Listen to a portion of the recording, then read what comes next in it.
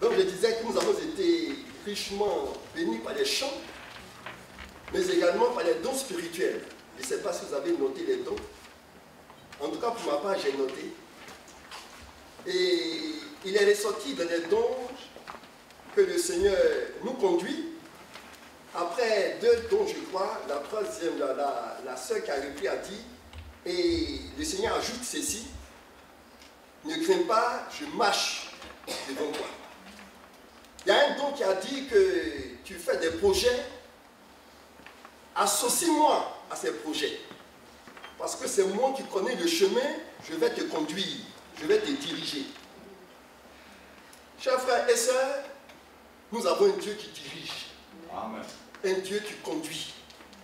Un Dieu qui marche. Et il y a un autre don qui a dit, je marche devant toi. N'aie pas peur. Je ne sais pas comment vous appréciez les dons. En tout cas, moi je me laisse vaincre par les dons. Amen. Surtout quand c'est conforme aux Écritures. Donc je sais que Dieu marche devant moi. Et c'est lui qui me fera marcher, comme nous avons chanté, sur les lieux élevés. Chers frères, faisons en sorte qu'en venant dans ce lieu, nous tirons parti de ce qui est dit et de ce qui est fait. Le dimanche dernier, il y avait un pasteur qui était de passage et qui a cité le texte de 1 Jean, chapitre 1, verset 1. Je n'ai pas appris ça, mais c'est resté dans le cœur. Voilà, il dit que le Seigneur, c'est lui que nous avons entendu, que nous avons vu, que nous avons touché concernant la parole de la vie. La vie, c'est une personne. Ça m'a édifié, ça m'a construit, ça m'a fortifié. Amen. Amen. Le pasteur dans son message, en citant la lettre de Paul à Timothée, 2 Timothée, chapitre 2, il a dit dans le verset, cette parole est certaine. Elle est certaine et absolument digne d'être reçue. La parole de Dieu est certaine. Et ce qu'elle annonce s'accomplit toujours. Nous bénissons notre Dieu pour la grâce qu'il nous fait de nous réunir en son nom pour le chanter, pour le louer et pour l'adorer. Le pasteur Théophile a prié pour le message. J'avais à cœur de demander, n'est-ce pas, à Francesca de prier pour moi. Chers frères, je peux dire des choses qui viennent de moi et qui ne sont pas de Dieu. Qu'on prie pour que ce que je vais dire ne soit pas ma propre volonté. Ce qui peut édifier, ce qui peut nous construire, nous rafraîchir, c'est ce que Dieu peut dire. Amen.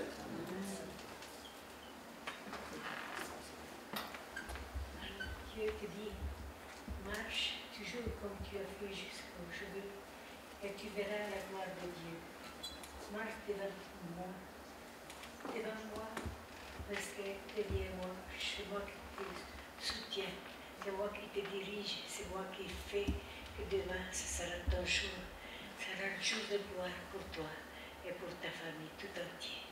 Marche et n'arrête pas. Sur la route, regarde pas en arrière, regarde toujours devant. Et regarde derrière celui qui te conduit, celui qui te soutient, celui qui te garde, que ce soit en bas, que ce soit en haut. Tu le garderas. Il sera toujours avec toi. Sois béni de ton mon Père et de ton Père. Au nom de Jésus. Amen. Alors, je vais vous dire, la prière a été inspirée. Le thème de la prière, c'est marche. C'est le mot qui est revenu. Marche. Je vais te conduire. Et ce matin, c'est de la marche que nous allons parler. Oui, nous allons parler de la marche. Dans le psaume 23, c'est David qui dit ce psaume. L'Éternel est mon berger. Je ne manquerai de rien. Il me fait reposer dans le vert pâturage. Il me dirige près des eaux paisibles.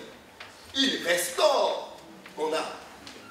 Il me conduit dans les sentiers de la justice à cause de son nom. Quand je marche dans la vallée de l'ombre de la mort, je ne crains aucun mal, car tu es avec moi. Amen. Ta houlette et ton bâton me tu dresses devant moi, en face de mes adversaires, une table. Tu oins d'huile ma tête et ma coupe déborde. Oui, le bonheur et la grâce m'accompagneront tous les jours de ma vie. Et j'habiterai dans la maison de l'Éternel jusqu'à la fin de mes jours. Ce psaume dit que Dieu est notre berger. Et qui va faire quoi? Il va nous conduire. Il va nous diriger. S'il va nous conduire, qui va nous diriger, nous, qu'est-ce que nous allons faire? Nous allons marcher. Voilà. Dieu nous conduit, il nous dirige pour que nous marchions. Et ce matin, nous voulons parler de ce que, au cours de cette année, il y a un chemin pour nous. Il y a un itinéraire pour nous. Pourquoi? Parce que nous avons un berger qui connaît le chemin d'avance. Dieu se montre ici dans le psaume 23 comme le berger de nos âmes. C'est rassurant, chers frères et sœurs. Et Jésus, dans Jean chapitre 10, le verset 11, il dit « Je suis le bon berger. Et le bon berger donne sa vie pour ses brebis. » Au verset 15, il dit « Le bon berger connaît ses brebis. Et ses brebis le connaissent. Elles entendent sa voix et elles le suivent. » Chers frères et sœurs, ce matin, nous voulons parler, n'est-ce pas, du fait que vous et moi, nous avons un berger. Et c'est très, très, très important. Si nous avons un berger, c'est que nous n'allons pas aller de part et d'autre. On ne sera pas dans la nature. On aura un itinéraire. On aura une voie, on aura un chemin. Et ça, c'est essentiel et c'est capital. Nous voulons, n'est-ce pas, en nous appuyant sur certains textes, n'est-ce pas, relever le fait que Dieu est notre berger et qu'il a un chemin pour chacun de nous. Les chemins dont nous voulons parler ne sont pas virtuels. Ce n'est pas imaginaire. Ce n'est pas allégorique, ce n'est pas aléatoire. C'est de vrais chemins. Dieu a des chemins pour nous. Vous voyez, Dieu nous conduit par sa parole. Et si vous prenez Lévitique, vous allez voir que Dieu a tracé les chemins pour Israël. Concernant même les semailles, comment s'aimer? Dans le champ, on ne doit pas mélanger les semailles. Dieu a tracé le chemin pour Israël concernant même l'habillement. Il ne doit pas porter les laines et le coton à la fois. Dieu a tracé le chemin concernant comment on doit se comporter en famille. C'est les chemins. Comment aller, comment tu dois te conduire. Dieu ne nous laisse pas au hasard. Si nous tombons dans les évangiles, Dieu trace les chemins. Si vous voyez, après la présentation doctrinale qui se trouve dans Romains, après le verset 12, 13, 14, 15, Dieu dit comment on doit se conduire vis-à-vis d'un frère chrétien, vis-à-vis d'une sœur. Comment on doit se conduire vis-à-vis des hommes politiques, des autorités. Par RDC, il y a une élection, les résultats se font attendre. Mais Dieu dit ce qu'il faut faire. Dieu nous dit dans les Écritures notre réaction vis-à-vis des autorités. La Bible dit de prier pour eux. Est-ce que Dieu nous laisse au hasard? Non. Quand nous parlons des chemins, ce n'est pas des choses où la lune va sortir à midi. Non. C'est des choses pratiques. Dieu dit comment je dois me conduire vis-à-vis de mes enfants. Il dit, Père, néglissez pas vos enfants. Dieu dit comment je dois me conduire vis-à-vis de mon épouse et comment elle doit se conduire vis-à-vis de moi. Quand nous sommes rassemblés, Dieu dit comment le culte doit se dérouler par rapport aux dons spirituels. Qu'il y en ait 2 ou 3, que les autres jugent. Si quelqu'un a un don, qu'il n'y a pas d'interprète, qu'il se garde de parler. Non, on n'est pas livré à nous-mêmes. Il y a des voies, il y a des pistes. Pour le mariage, pour la vie conjugale, Dieu ne nous laisse pas aller au hasard. C'est pourquoi notre année va réussir. Amen. Chers frères, parce que Dieu a une piste pour nous, il y a un chemin pour nous. Mes chers frères et sœurs, le fait que Dieu nous dirige, qu'il nous conduise, est établi dans la parole de Dieu. Psaume 23, je suis le berger. Jean chapitre 10, Jésus dit qu'il est le berger. S'il est le berger, c'est pour nous conduire, c'est pour nous diriger. Mais nous, en tant qu'êtres humains, nous avons besoin d'être dirigés. Nous avons besoin d'être conduits. Proverbe chapitre 12, chapitre 14, verset 12. Proverbe chapitre 16, verset 25. Telle voie paraît droite à un homme, mais son issue, c'est la mort. Telle voie paraît droite à un homme, mais son issue, c'est la mort, c'est la déception, c'est la catastrophe. Jérémie chapitre 10, verset 23 dit: Je le sais, ô Éternel, la voie de l'homme n'est pas à son pouvoir. Ce n'est pas à l'homme quand il marche à diriger ses pas. On a besoin de Dieu pour nous conduire, pour nous diriger. On a besoin de Dieu pour être orienté, pour que nous puissions réussir. Ésaïe 58, verset 11. L'Éternel sera toujours ton guide. Il rassasiera ton âme dans les lieux arides. Si nous laissons Dieu nous conduire, nous serons rassasiés. Chers frères et sœurs, ce que nous voulons relever, c'est que nous avons un berger. Jean 10, 27. Mes brebis entendent ma voix, je les connais et elles me suivent. Et pour que, puisque le fait que Dieu soit un berger, c'est établi. Et s'il est un berger, il a un itinéraire pour nous. Il y a une voie pour nous. Et ce n'est pas la même voie pour nous tous. Non. Autant nous sommes nombreux ici présents, autant Dieu a un chemin pour chacun de nous. Amen. Regardons derrière et nous verrons qu'on n'a pas eu le même parcours. Je n'ai pas eu le même parcours que vous. Chacun de nous a un parcours avec Dieu. Vous vous rappelez, dans l'évangile de Jean chapitre 21, après que Jésus ait dit à Pierre, m'aimes-tu, etc., il a dit, quand tu étais jeune, tu allais où tu voulais. Le temps viendra, quelqu'un d'autre va t'enceindre et il va te mener où tu ne voudras pas partir. Et la Bible dit, Jésus disait par quelle mort Pierre allait le glorifier. Et Pierre a dit, et lui, parlant des gens, qu'est-ce qui va lui arriver? Jésus a dit, si je veux qu'il demeure jusqu'à ce que je revienne, cher frère, Jésus va revenir. Où est ton affaire? Donc, Jésus avait une voie, un itinéraire pour Pierre et un autre pour Jean. Il a un pour mon frère Raphaël, un pour Roland, une voie pour Francesca. Elle voulait partir, mais elle est là. Elle a prié pour la prédication et Dieu l'a inspiré. Chers frères, ce que nous disons, c'est Dieu a une voie pour chacun de nous. Mais ce qu'il ne faut pas faire, il ne faut pas décrocher. Qu'est-ce que j'appelle décrocher? C'est abandonner. Au motif que le chemin par lequel Dieu nous fait passer ne nous convient pas. Ne nous plaît pas. Alors, on veut décrocher. Jonas a décroché, il voulait mourir. Élie, le prophète, a décroché. Quand il a entendu la voix de Jézabel, il dit non, ce n'est pas la peine. Moi, j'abandonne. Je vais au désert, je vais mourir. Il allait chercher la mort. Chers frères et sœurs, ne décrochons pas. Et nous verrons qu'il ne faut pas décrocher. Amen. Il faut rester attaché à Dieu. Qu'est-ce que nous avons vu? Nous avons vu que Dieu nous conduit, qu'il nous dirige en tant que berger, et qu'il a un itinéraire, une voie pour chacun de nous. Mais pour que nous puissions nous laisser conduire par lui, pour que nous puissions emprunter cette voie et réussir, il nous faut manifester certaines qualités spirituelles. Il nous faut avoir des réactions spirituelles. Et nous voulons, au travers de 3 textes, souligner les qualités et les traits de caractère qu'un chrétien est appelé à manifester s'il veut suivre le Seigneur. Pourquoi? Parce que c'est nécessaire. Vous savez, dans Ésaïe chapitre 58, de versets 8 à 9, le Seigneur dit: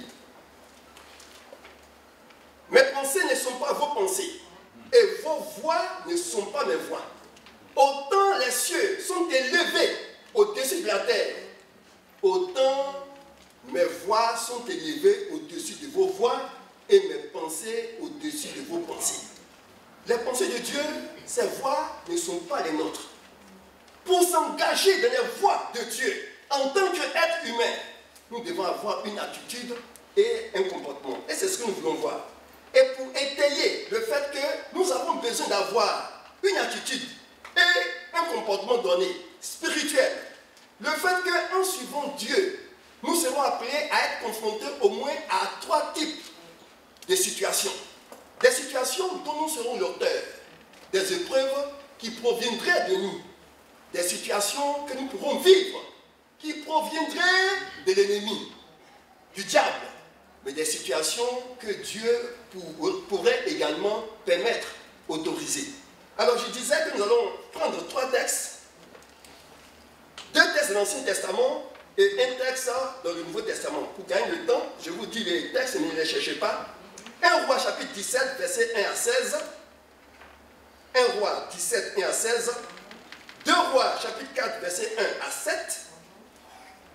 Jean chapitre 6, versets 1 à 15. Ces 3 textes vont nous permettre de souligner les traits de caractère qu'un croyant devait avoir en marchant avec le Seigneur. 1 Roi chapitre 17, versets 1 à 16. Élie de Tishbite, l'un des habitants de Galade, dit à Akab, l'Éternel est vivant, le Dieu d'Israël, dont je suis le serviteur. Il n'y aura ces années-ci ni rosée ni pluie, sinon à ma parole. Et la parole de l'Éternel fut adressée à Élie en ces mots. Pars d'ici, dirige-toi vers l'Orient et cache-toi près du torrent du Kérit, qui est en face du Jourdain. Tu boiras de l'eau du torrent et j'ai ordonné au corbeau de te nourrir là. Il partit et fit selon la parole de l'Éternel. Et il alla s'établir près du torrent de Kérit, qui est en face du Jourdain. Les corbeaux lui apportaient du pain et de la viande le matin, et du pain et de la viande le soir. Il buvait de l'eau du torrent. Mais, au bout d'un certain temps, le torrent fut à sec, car il n'était point tombé de pluie dans le pays. Alors, la parole de l'Éternel lui fut adressée en ces mots. Lève-toi, va à Sarepta qui appartient à Sidon, et demeure là. Voici, j'ai ordonné à une femme veuve de te nourrir. Il se leva et il alla à Sarepta. Comme il arrivait à l'entrée de la ville, voici, il y avait une femme veuve qui ramassait du bois. Il l'appelait et dit, va me chercher, je te prie, un peu d'eau dans un vase, afin que je boive. Et elle alla en chercher. Il l'appela de nouveau et dit, apporte-moi, je te prie, un morceau de pain dans la main. Elle répondit, l'Éternel, ton Dieu, est vivant. Je n'ai rien de cuit. Je n'ai qu'une poignée de farine dans un pot et un peu d'huile dans une cruche. Et voici, je ramasse 2 morceaux de bois, puis je rentrerai, je préparerai cela pour moi et pour mon fils. Nous mangerons. Après quoi, nous mourrons. Verset 13, Élie lui dit, ne crains point, entre, fais comme tu as dit, seulement, prépare-moi d'abord. Avec cela, un petit gâteau, et tu me l'apporteras. Tu en feras ensuite pour toi et pour ton fils. Car ainsi parle le Seigneur l'Éternel, le Dieu d'Israël. La farine qui est dans le pot ne manquera point, et l'huile qui est dans la cruche ne diminuera point, jusqu'au jour où l'Éternel fera tomber de la pluie sur la face du sol. Elle alla et elle fit selon la parole d'Élie. Et pendant longtemps, elle eut de quoi manger, elle et sa famille, aussi bien qu'Élie. La farine qui était dans le pot ne manqua point, et l'huile qui était dans la cruche ne diminuera point, selon la parole de l'Éternel, que l'Éternel avait annoncé par Élie. Le deuxième texte, pour que nous allons gagner en temps, je vais lire tous les textes, et puis relever les points. 2 Rois chapitre 4, verset 1 à 7. Une femme d'entre les femmes des fils des prophètes cria à Élisée en disant, ton serviteur, mon mari, est mort, et tu sais que ton serviteur craignait l'Éternel. Or, le créancier est venu pour prendre mes 2 enfants et en faire ses esclaves. Élisée lui dit, que puis-je faire pour toi? Dis-moi, qu'as-tu à la maison? Elle répondit, ta servante n'a rien du tout à la maison, qu'un vase d'huile. Et il dit, va demander au dehors des vases chez tous les voisins, des vases vides, et n'en demande pas un petit nombre. Quand tu seras entré, tu fermeras la porte sur toi et sur tes enfants. Tu verseras dans tous ces vases, et tu mettras de côté ceux qui sont pleins. Alors, elle le quitta. Elle ferma la porte sur elle et sur ses enfants. Il lui présentait les vases et elle versait. Lorsque les vases furent pleins, elle dit à son fils, « Présente-moi encore un vase. » Mais il lui répondit, « Il n'y a plus de vase. » Et l'huile s'arrêta. Elle alla le rapporter à l'homme de Dieu et il dit, « Va, vends l'huile et paie ta dette. Et tu vivras, toi et tes fils, de ce qui restera. » Amen. Le dernier test que vous connaissez très bien, il s'agit de la multiplication des pains. Jean chapitre 6, versets 1 à 15. Après cela, Jésus s'en alla de l'autre côté de la mer de Galilée, de Tibériade. Une grande foule le suivait parce qu'elle voyait des miracles qu'il opérait sur les malades. Jésus monta sur la montagne et là, il s'assit avec ses disciples. Or, la Pâque était proche, la fête des Juifs. Ayant levé les yeux et voyant qu'une grande foule venait à lui, Jésus dit à Philippe, « Où achèterons-nous des pains pour que ces gens aient à manger ?» Il disait cela pour l'éprouver, car il savait ce qu'il allait faire. Philippe lui dit, « Les pains qu'on aurait pu pour 200 deniers ne suffiraient point pour que chacun en reçût un peu. » Un de ses disciples, André, frère de Simon-Pierre, lui dit, « Il y a ici un jeune homme qui a 5 pains d'orge et 2 poissons. Mais qu'est-ce que c'est là pour tant de gens ?» Jésus dit, « Faites-les asseoir. » Il y avait dans ce lieu beaucoup d'herbes. Il s'assit donc au nombre d'environ 5000 hommes. Jésus prit les pains, rendit grâce et les distribua à ceux qui étaient assis. Il leur donna de même des poissons autant qu'ils en voulurent. Lorsqu'il fut rassasié, il dit à ses disciples, « Ramassez les morceaux qui restent, afin que rien ne se perde. » Amen. Amen. Nous allons nous appuyer sur ces 3 textes pour parler du fait que Jésus, Dieu est notre berger qui nous conduit et qui nous dirige. Le premier texte que nous avons lu dans 1 Roi chapitre 17, verset 1 jusqu'au verset 16, il nous est dit qu'il y avait la famine. Et Dieu va parler à Élie. Il dit, lève-toi, va au torrent de Kérit et reste là, demeure-y, car j'ai ordonné au corbeau de te nourrir là. Chers frères, Élie a entendu cette parole. Et puis il s'est exécuté. On peut penser que c'était facile. Mais c'était une parole difficile. Dieu lui demande d'aller au torrent de Kérit. Et là, il a ordonné au corbeau de nourrir, lui, Élie.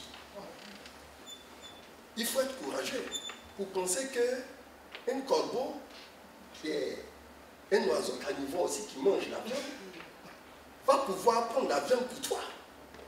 Il va venir te nourrir. Élie, pour exécuter cette instruction, devait avoir sa mentalité réformée. Parce qu'Élie est juif. Et le corbeau, dans Lévitique, chapitre 11, verset 15 peut-être, fait partie de la liste des animaux, des oiseaux impurs. Élie peut dire, mais Seigneur, tu veux me tenter ou bien quoi? Que je parte et que le corbeau me nourrisse moi. Élie, du point de vue doctrinal, devait refuser. Oui, du point de vue de la doctrine, il devait dire non, je ne vais pas. Mais Élie a accepté de partir. Chers frères et sœurs, si nous voulons que Dieu nous dirige, il faut que les choses changent ici. Amen. Amen. Sinon, nous n'allons pas marcher. Si nous voulons accepter Dieu comme notre berger, comme celui qui nous conduise, il faut que ça change. Il faut voir les choses autrement. Et c'est pourquoi il est dit dans Romains chapitre 12, versets 1 à 2. Offrez votre corps comme un sacrifice vivant, ce qui sera de votre part un culte raisonnable. Soyez transformés par le renouvellement de votre intelligence. Il y a des choses que nous ne vivons pas, bien quand bien même que Dieu nous conduise, parce qu'ici, ça n'a pas changé. on a notre perception des choses, on a notre vie des choses, nous avons nos jugements, et ces jugements et ces vues nous bloquent.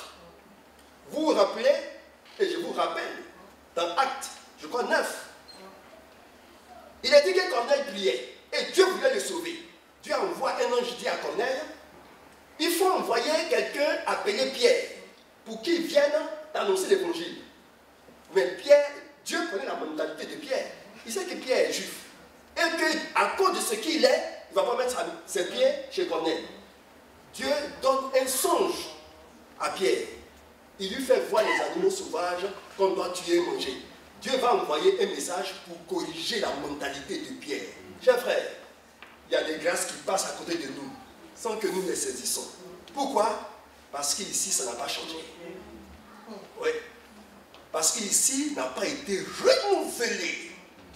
Pour que Élie puisse survivre à la sécheresse, il devait avoir sa mentalité renouvelée et mettre sa confiance en Dieu, avoir la foi que Dieu peut changer également la nature du corbeau pour qu'il ne soit pas égoïste.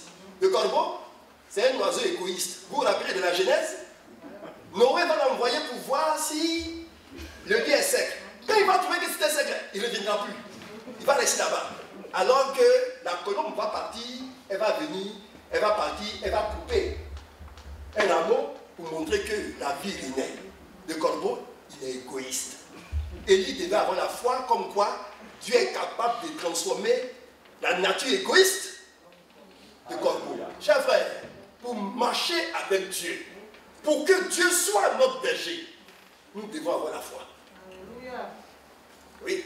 Non seulement notre mentalité doit être transformée, mais il faut avoir confiance en Dieu. Et c'est avec raison que le Seigneur dit dans Luc 8, quand le Fils de l'homme va venir, est-ce qu'il va trouver la foi sur la terre? La foi, c'est pas facile. Hein? Oui, la foi n'est pas facile. Dans la Bible, c'est pourquoi dans la Bible, on ne définit pas la foi. On caractérise, on décrit la foi, on ne la définit pas. Dans Hébreux 11, 1, la foi est une ferme assurance des choses qu'on espère, une démonstration de celles qu'on ne voit pas. Ce n'est pas une définition. On caractérise la nature de la foi. Chers frères, la foi est essentielle. Et à la date d'aujourd'hui, nous avons besoin d'avoir la foi. Amen. Pourquoi? Qu'en dépit de tout ce que nous vivons, Dieu contrôle le monde quand même. Amen. Oui, que Dieu contrôle la RDC, que Dieu contrôle la Côte d'Ivoire, que Dieu contrôle la Suisse, que Dieu contrôle le Burkina, que Dieu contrôle ceux qui s'habillent en jaune. En France, que Dieu contrôle tout. Si on n'a pas la foi, on ne verra pas que Dieu contrôle tout. Chers frères, c'est important. Jean chapitre 19, verset 11. Jésus parlait, Pilate interrogeait Jésus. Il dit, est-ce que tu ne sais pas que moi, je suis capable de te livrer ou bien d'empêcher que tu sois crucifié? Parce qu'il a posé une question à Jésus et Jésus n'a pas répondu. Jésus l'a regardé et il lui a dit ceci. Tu n'aurais sur moi aucun pouvoir si cela ne t'avait été donné d'en haut. Ton pouvoir que tu as sur moi, là, de me livrer ou non, c'est le ciel qui t'a donné. Chers frères, il faut avoir la foi pour croire que ce qui se passe d'arbitraire dans nos pays, Dieu est au-dessus de ça. Oui, il faut avoir la foi pour croire ça. Sinon, on va trébucher. Sinon, on va maudire. Sinon, on va avoir la réaction des païens. Il va y avoir à la fin un seul royaume qui va rester. Vous savez quel est ce royaume? La France va passer, la Côte d'Ivoire va passer, tous les royaumes vont passer. Il va y avoir l'église seule.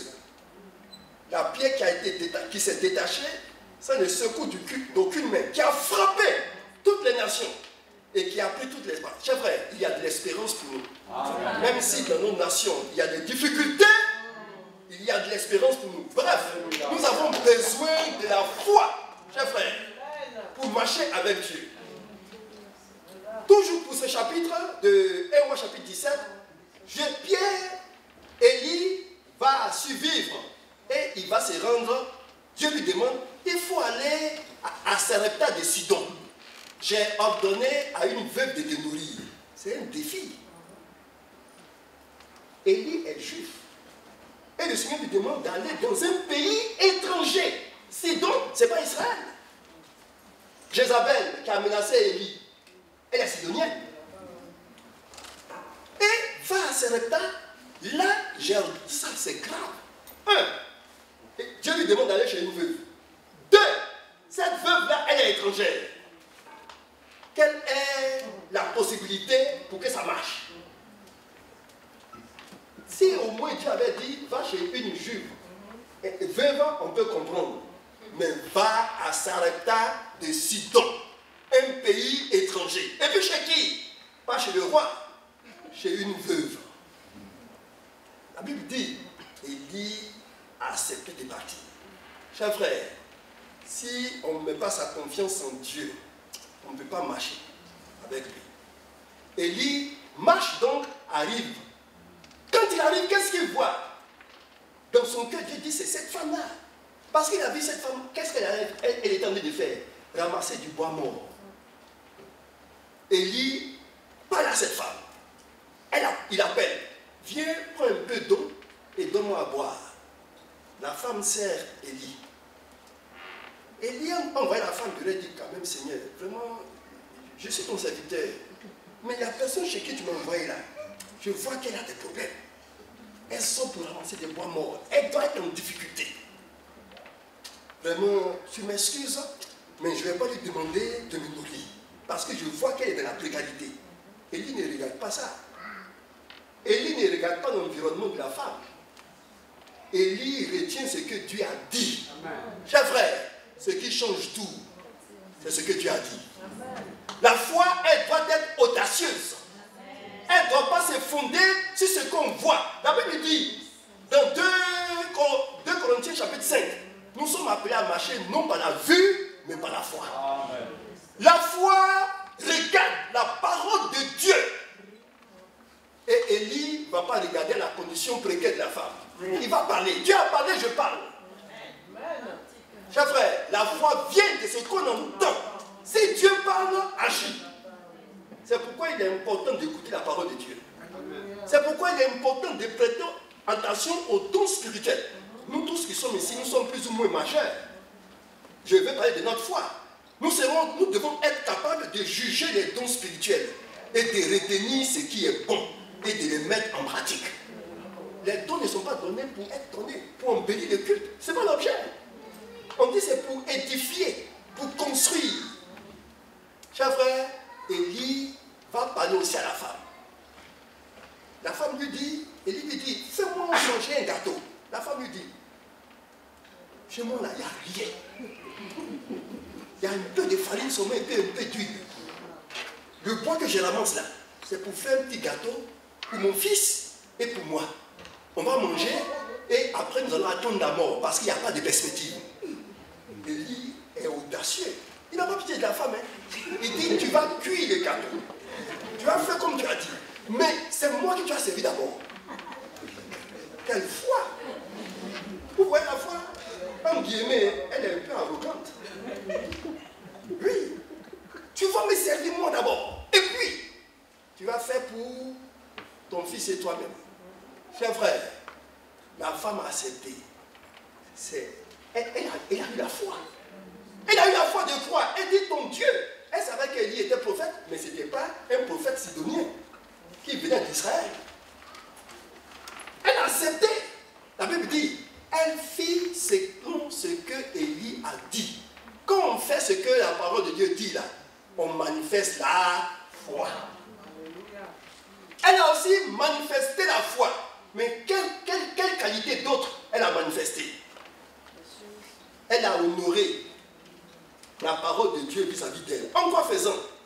En servant d'abord Élie. C'est ça l'honneur. En servant d'abord Élie. Elle a eu de la crainte. Elle a dit, il est prophète. Et je suis persuadé qu'il ne peut pas mentir. Elle a honoré la parole qu'Élie a adressée en servant d'abord Élie. Chers frères, nous honorons Dieu. Nous faisons passer d'abord les intérêts de Dieu avant nos intérêts. Comment nous réagissons? Quand nous avons un problème à la maison et que le Seigneur dit pardonne, pardonne à ta femme, pardonne à ton mari. Quelle réaction nous avons? Ah non, j'attends qu'elle me présente des excuses d'abord avant de pardonner. Non, j'attends qu'elle me présente d'abord des excuses. Dieu dit pardonne d'abord. Chers frères, arrivez à la maison, lisez ça. Lisez le texte. Elle fit d'abord, ensuite. Les deux mots sont là. D'abord, chers frères, toujours Dieu d'abord. Nous devons l'honneur à notre Dieu. Et il faut que nous honorons notre Dieu. Si nous honorons notre Dieu, le Seigneur nous honorera. Vous voyez, le Seigneur a fait une promesse à un sacrificateur. Dans 1 Samuel chapitre 2, verset 30. J'avais déclaré que ta maison et la maison de ton père marcheraient devant moi à perpétuité. Et maintenant, dit l'Éternel, loin de moi, car j'honorerai celui qui m'honore. Mais ceux qui me méprisent seront méprisés. Nous avons de l'honneur pour Dieu. On fait passer les intérêts de Dieu avant nos intérêts. Chers frères, dans Malachie chapitre 1, verset 5 à 6, il est dit, vos yeux le verront et vous direz, grand est l'Éternel, par-delà des frontières d'Israël. Un fils honore son père et un serviteur son maître. Si je suis père, où est l'honneur qui m'est dû? Si je suis maître, où est la crainte qu'on a de moi? Dit l'Éternel des armées. Chers frères, honorons le Seigneur. Amen. Oui, la femme a honoré la parole d'Élie. La troisième qualité que la femme a manifestée, c'est qu'elle s'est oubliée. On peut dire, elle est morte en soi-même. Elle s'est oubliée. Mais si elle donnait à manger à Élie, et puis il n'y avait pas suffisamment, c'était un risque qu'elle a pris. De nourrir Élie d'abord. En le faisant, c'est comme si elle et son fils mouraient déjà. Chers frères et sœurs, pour que Dieu soit notre berger, qui nous conduise, nous devons mourir en nous-mêmes. Si on n'est pas mort en nous-mêmes là, on ne peut pas marcher avec lui. Oui, on ne peut pas. Chers frères et sœurs, l'Éternel est mon berger. Et je pourrai le suivre si j'ai la foi en lui. Je pourrai le suivre si je fais passer ses intérêts avant mes intérêts. Si je l'honore, je pourrai le suivre si je meurs à moi-même. Les choses marcheront. Rapidement, le deuxième test. Quand nous marchons avec Dieu, ce n'est pas parce que nous marchons avec Dieu que nous sommes parfaits. Non. Nous demeurons hommes. Et en tant que cela, nous pouvons nous tromper. Nous pouvons nous égarer. Nous pouvons nous mal prendre. Mais ce qu'il ne faut pas faire, plutôt ce qu'il faut faire, c'est ce que cette dame-là a fait. Dans 2 Rois que nous avons lus. La Bible dit, un créancier est venu saisir les 2 enfants de cette dame.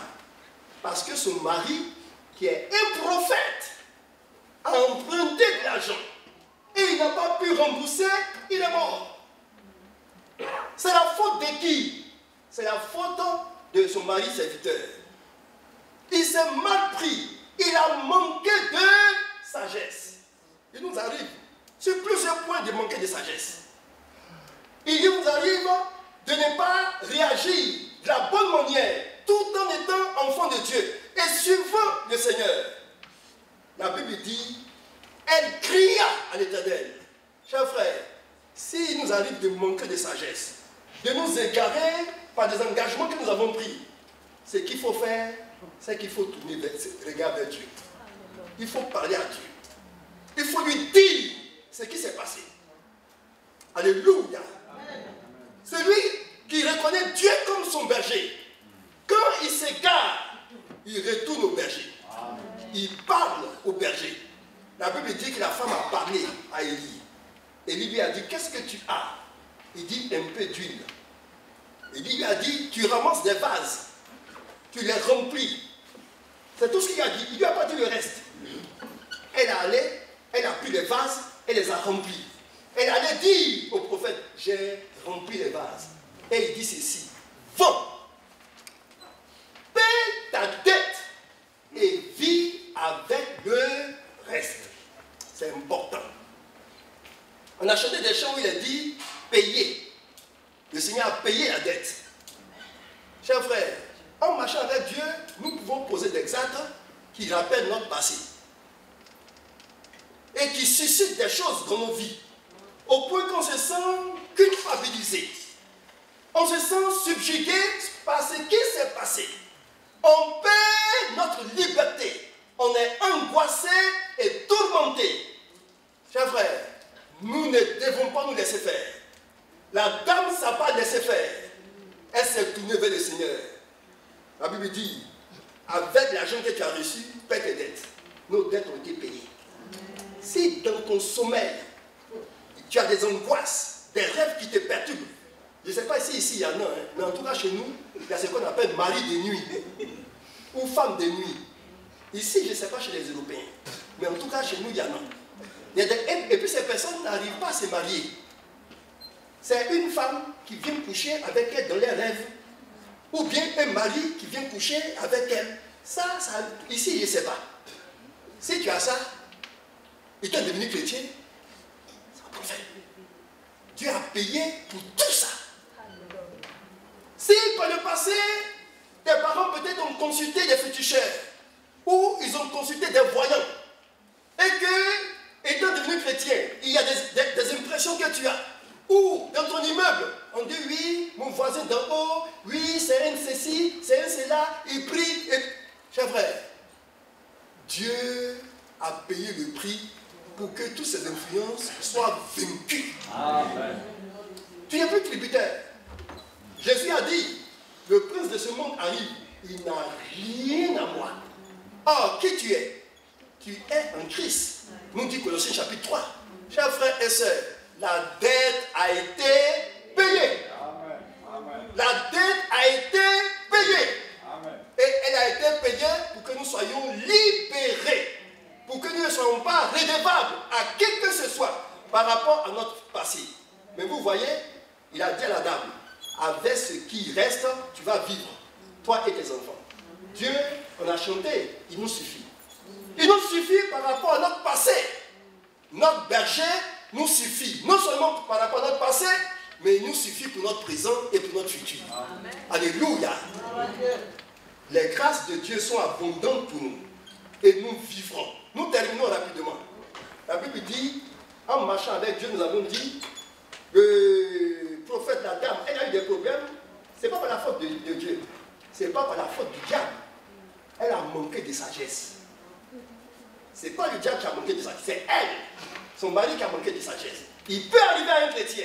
Ce qu'il ne faut pas faire, il ne faut pas rester. Se laisser subjuguer, il faut parler à Dieu. La Bible dit, dans le détail texte que nous avons lu, que Jésus a levé les yeux, il a vu la foule, et il dit à ses disciples, mais comment on va faire pour les nourrir? Ce n'était pas une préoccupation des disciples. Ils ne pensaient pas à nourrir, ce n'est pas des affaires qu'ils sont venus écouter. Ils sont venus écouter, ils ont fini d'écouter. Ils retournent. Jésus prend cette affaire-là pour lui. Il dit, comment on va faire pour les nourrir? Il y a un qui dit, si on arrive même à acheter le maximum de pain, selon nos capacités, 200 deniers, ça ne peut pas suffire. C'est impossible. Il y a un autre qui dit, mais on a un petit garçon qui a 5 pains et 2 poissons, mais face à cette foule-là, qu'est-ce que ça peut faire? C'est insuffisant. Donc, ils sont bloqués. Ils sont bloqués, pas par les fautes. C'est Jésus qui les a invités, a dit, il faut les nourrir. Chers frères, et la Bible dit expressément, Jésus a dit cela pour les éprouver. Il y a des épreuves en marchant avec le Seigneur que nous aurons. Ça ne viendra pas de nous-mêmes. Ça ne viendra pas du diable. Ça viendra du Seigneur. Oui. Il y a des épreuves qui viendront du Seigneur. Mais nous devons savoir, quand le Seigneur nous éprouve, il sait ce qu'il va faire. Alléluia. La Bible dit, il savait ce qu'il allait faire. Alléluia. Amen. Chers frères, le Seigneur sait ce qu'il va faire pour toi cette année. Et pour que cela se réalise, elle les regarde tourner vers lui. La Bible dit que Jésus a pris le pain. Qu'est-ce qu'il a fait? Il a rendu grâce. Chers frères, quand le Seigneur nous pose des défis, il faut les présenter en rendant grâce. Alléluia. Seigneur, je te bénis. Je sais que cette situation que je vis, tu vas me relever. Alléluia. Tu vas me faire surmonter. Parce que tu es mon berger et tu sais où tu me conduis. Dans de verts pâturages. près des eaux paisibles. C'est toi qui restaures mon âme. Chers frères et sœurs, nous terminons en disant ceci. Le temps est passé et nous retenons ceci. Rendez grâce, rendre grâce, c'est se remettre entre les mains de Dieu. C'est mettre tout entre ses mains, car il est notre berger et il sait ce qu'il va faire. Remets ton année entre ses mains, en ayant foi en lui, en honorant, en manifestant la crainte pour son Saint-Nom, tout en mourant en toi-même, pour lui laisser la première place, pour qu'il se glorifie, car il sait ce qu'il va faire encore au cours de cette année 2019 pour toi spécifiquement. Que ce nom soit béni. Notre Dieu, notre Père, nous te bénissons. Tu envoies ta parole pour nous instruire, pour nous amener à nous reposer sur toi, à nous appuyer sur toi et à compter sur toi.